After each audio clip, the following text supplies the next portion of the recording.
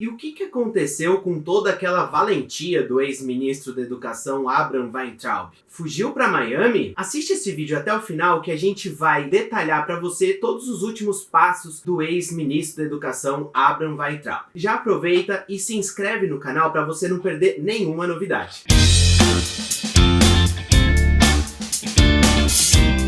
Fala galera, tudo bem? Pra quem não me conhece, meu nome é Bruno, eu sou jornalista, estudante de psicologia e a ideia deste canal é justamente discutir os principais assuntos que saem na imprensa no Brasil e no mundo. Eu gostaria de dar boas-vindas aos novos inscritos do canal que chegaram aqui nessa semana e dizer que a gente vai procurar sempre manter um contato e uma certa frequência na postagem desses vídeos sobre os principais assuntos, então obrigado por vocês terem chegado aqui e seguimos em frente. No último vídeo, nós falamos sobre a relação sinistra que existe entre o presidente Bolsonaro e os seus filhos. Então, bora pro vídeo. No último dia 18 de junho, na quinta-feira passada, justamente no dia que o Queiroz foi preso, no período da tarde, o ministro da Educação, Abraham Weintraub, divulgou no seu Twitter um vídeo que ele estava junto do presidente Bolsonaro e no qual ele anunciava a sua saída do Ministério da Educação. Então, depois de postar esse vídeo, que o presidente Bolsonaro se limitou a dizer que confiança se conquista e estava com aquele olhar vazado, aparentemente um pouco triste, com aquela cara de quem acabou de ter o seu melhor amigo preso, não sei, talvez seja isso. E aí, no dia seguinte, o Abraham Weintraub já estava em Miami. Inclusive, ele agradeceu no seu Twitter as dezenas de pessoas que foram envolvidas nesse processo para que ele pudesse estar em Miami, e diversos blogueiros e apoiadores bolsonaristas deram a entender nas redes que o Weintraub estava saindo justamente para fugir de uma perseguição política, como se ele fosse uma espécie de exilado político. No dia 19, então, ele já estava em Miami, e no dia 20 só que saiu a sua exoneração no Diário Oficial da União. Essa diferença entre datas motivou o subprocurador-geral da República a pedir explicações para o Tribunal de Contas da União para que o TCU, ele verifique junto ao Ministério das Relações Exteriores de que forma o ex-ministro saiu do Brasil. Por quê? No período da pandemia, os brasileiros estão proibidos de entrar nos Estados Unidos. E ao que tudo indica, o Weintraub conseguiu entrar lá porque ele tem um passaporte diplomático, ou tinha, na condição de ministro.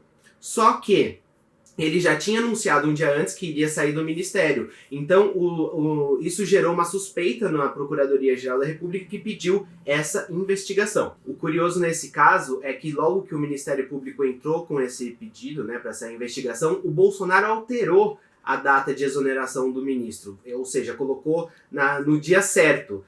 Mais um indício aí de que tem coisa muito estranha nessa história. O ex-ministro Abraham Weintraub, ele é investigado em 2 inquéritos na justiça. O primeiro inquérito é aquele que apura as fake news, a produção e divulgação em massa de fake news, com ameaças à vida dos ministros do Supremo Tribunal Federal. E por que o Weintraub entrou nessa investigação? É por conta daquela reunião ministerial do dia 22 de abril, você lembra dela? A gente até fez vídeo aqui no canal falando sobre isso. Nessa reunião, o Weintraub diz que queria a prisão destes vagabundos, começando pelos ministros do STF. O ministro da Justiça do Bolsonaro, o senhor André Mendonça, chegou até a entrar com pedido de habeas corpus junto ao Supremo Tribunal Federal para retirar o Abraham dessa investigação. Mas por 9-1 foi decidido que não, foi negado esse pedido de habeas corpus e a investigação contra o Weintraub segue. O segundo inquérito no qual o Weintraub está encrencado com a justiça foi aberto a pedido da própria Procuradoria-Geral da República, que investiga um suposto crime de racismo do Weintraub naquela postagem que ele fez tirando sarro do modo que os chineses falam a língua portuguesa, trocando o R pelo L, fazendo uma alusão ao personagem da Turma da Mônica, do Maurício de Souza, o Cebolinha, e insinuando que os chineses tinham interesses por trás na propagação da pandemia. Bom, com esses inquéritos todos atrás do Weintraub, como que ele se tornou um dos principais pilares do bolsonarismo, Ele acabou ocupando um lugar ali dentro do ministério de ser um dos principais porta-vozes da ala ideológica do governo. Acho que para entender bem como o Weintraub se encaixou bem nesse governo, né, vale a gente recorrer ao vídeo que a gente gravou aqui no canal falando sobre os 10 pontos, né, os 10 passos necessários para a construção de um Estado fascista, que a gente elencou esses 10 passos à luz dos escritos do filósofo Jason Stanley, que é um filósofo norte-americano, um pesquisador desses regimes neofascistas, né? Um dos principais pontos, então, para a construção desse Estado fascista é o anti-intelectualismo. Então, para você ter uma ideia, na Alemanha nazista, por exemplo, o regime nazista, ele criticava, atacava as universidades, e eles diziam que as universidades não eram confiáveis, porque lá estava tomado de judeus e as ideias que eram propagadas ali diziam respeito somente aos interesses judaicos. No cenário atual, né, no Brasil de 2020, sob o governo Bolsonaro, as universidades são atacadas também, só que a desculpa que se usa para atacar as universidades na maioria das vezes, que elas estão dominadas por grupos de esquerda ou de extrema esquerda e que têm um único objetivo de fazer uma lavagem cerebral nas pessoas e instaurar o que eles chamam de marxismo cultural. Ora, se você tem a intenção de instaurar um governo autoritário, centrado na figura de um líder que vai chegar e resolver todos os problemas que você pode ter, uma universidade livre, né, com estudantes, com cidadãos engajados na construção do conhecimento, com uma capacidade crítica aguçada, nunca vai ser de seu interesse. E mais do que isso, você tirar o crédito da ciência, do conhecimento construído com base em evidências, e você igualar ou até rebaixar esse conhecimento em detrimento de, por exemplo, uma teoria da conspiração, como as universidades são tomadas pelo marxismo cultural ou é tudo culpa dos comunistas, é uma estratégia muito eficiente para materializar esses objetivos totalitários. Antes de sair, o Weintraub teve 3 atos que eu acho que vale a pena a gente destacar aqui. Um deles, ele revogou uma portaria do Ministério da Educação, determinava que os cursos de pós-graduação do Brasil deveriam ter políticas para aumentar a participação de negros, indígenas e pessoas com deficiência. Ele foi lá no último dia como ministro e revogou essa portaria. Vale destacar que o ministro interino já revogou essa portaria, ela não está mais valendo. Um outro ato digno de nota foi a medida provisória 979, que foi encaminhada pelo presidente do Senado, e algo que costuma acontecer muito pouco na República Brasileira aconteceu. Essa MP foi devolvida, ela não chegou nem a ser votada. E o que dizia a MP 979? Ela dizia que o ministro da Educação, que na época, né, foi agora no começo de junho isso, era o Weintraub, ele poderia nomear os reitores das universidades federais mesmo sem a participação da comunidade acadêmica. Em dezembro do ano passado, o Bolsonaro já tinha mudado a forma como se escolhem os reitores das universidades. E eu acho que aqui vale um parênteses, né? A autonomia universitária ela é de extrema importância justamente para blindar o fazer científico que exige uma certa independência, né? um certo distanciamento do poder para que o conhecimento possa ser construído da maneira mais fidedigna possível. E em dezembro o Bolsonaro já tinha alterado a forma de escolha do reitor e com uma medida provisória que dessa vez tinha sido aprovada, que ele poderia escolher não o mais votado da comunidade acadêmica para ser o reitor, mas qualquer um dos 3 mais votados. Então, de uma certa forma, ele já tinha enfraquecido um pouquinho essa autonomia universitária e agora ele queria aproveitar o contexto da pandemia para dar um golpe final. Antes de sair, o Weintraub também chegou a nomear 12 olavistas, discípulo do astrólogo Olavo de Carvalho, para o Conselho Nacional de Educação. Mas esses 3 exemplos não são até pequenos, perto de tudo que ele construiu antes, então vamos só fazer uma breve recapitulação aqui. Então foram 14 meses de gestão de Weintraub à frente do MEC.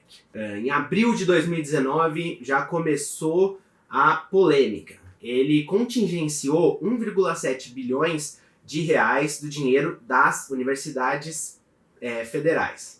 Mais uma vez ele atacando, foi o primeiro ataque que ele fez às universidades federais. E na ocasião, ele disse que iria contingenciar mesmo, iria liberar o dinheiro só para aquelas universidades que não tivessem balbúrdia. Ele chegou até a ter que se explicar na Câmara dos Deputados sobre uma declaração de que tinha plantação de maconha dentro das universidades, assim, aquelas coisas absurdas, né, que a gente ouve bastante no governo Bolsonaro. Ainda no ano passado, o Enem, que ele chegou a anunciar que seria o melhor da história, teve sérios problemas na correção das provas. Foram 6.000 alunos que tiveram as suas provas corrigidas de maneira errada. Deu uma baita de uma dor de cabeça para os estudantes.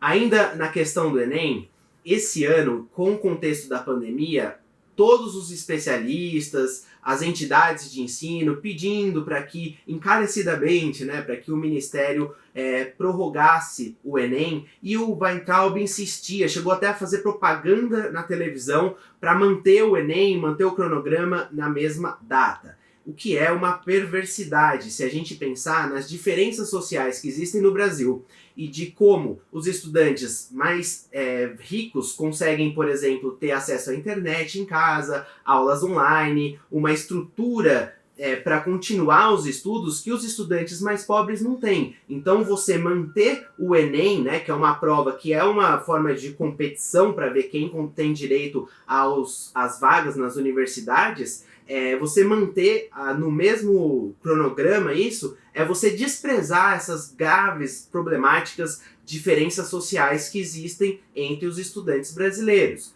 Só que teve uma forte pressão da sociedade, então o Enem, por enquanto, está ainda sem prazo definido para acontecer.